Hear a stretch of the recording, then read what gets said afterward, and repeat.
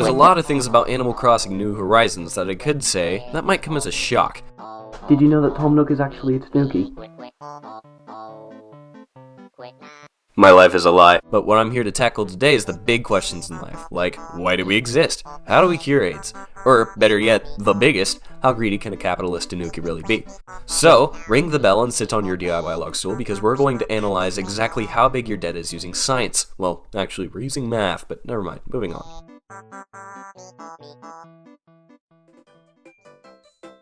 A big hurdle in our way of finding the true total debt you pay in Animal Crossing New Horizons is understanding exactly how much a single bell is worth. Luckily, there are a variety of objects in both the Animal Crossing world and the real world that have the same value.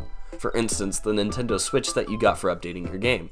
As you can see, in bells, the total price for the Switch when you view it in the catalog is 29,980 bells.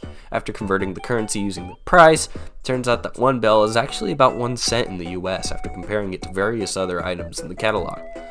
This seems to be an extremely sound comparison, which makes this a lot easier. Granted, there are a few oddities, such as $980 for a bunch of logs tied together, or $9.40 for concrete walls in your house, but the majority of objects seem to be in order. Alright, well, now with that out of the way, let's look at what exactly this greedy bastard is putting us in the hole for. And we've ran into another problem. See, when first entering the island, you don't pay off your debt in bells, but rather Tom Nook's alternate currency, the Nook Mile. This means we've got some more math to do, but we are in luck. For as the system develops, you gain the ability to buy bell vouchers using miles. This means we can find out the ratio of miles worth to bells. A bell voucher costs about 500 miles, and when one is sold, it nets you 3,000 bells. Divide 3,000 by 500, and you end up with 1 mile being worth 6 bells, so a 1-to-6 ratio. Did you fall asleep?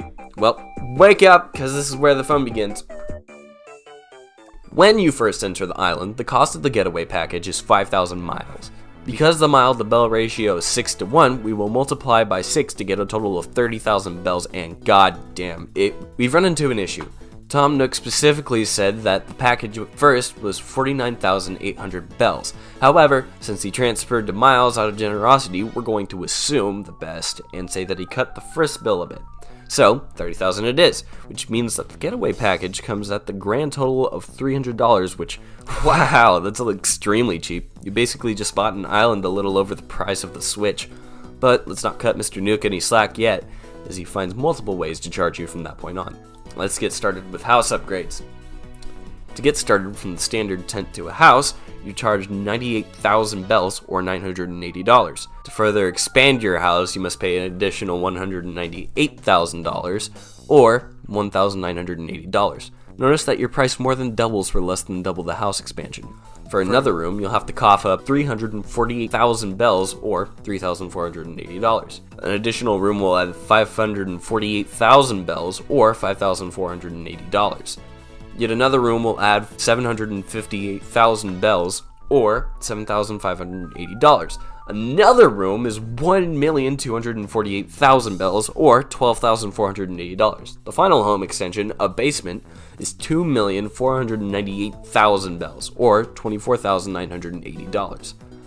Add the extensions to the getaway package, and we get a whopping total of 5,726,000 bells, or a not so daunting $57,260. For comparison, in a low cost of living American neighborhood, that could get you a 2-bedroom, 2-bathroom, 1,500 to 2,000 square foot house.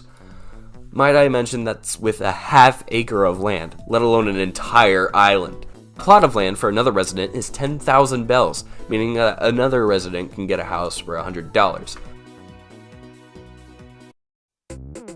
Alright, there are other things that Tom Nook charges you for, but they pale in comparison to what we've gone over.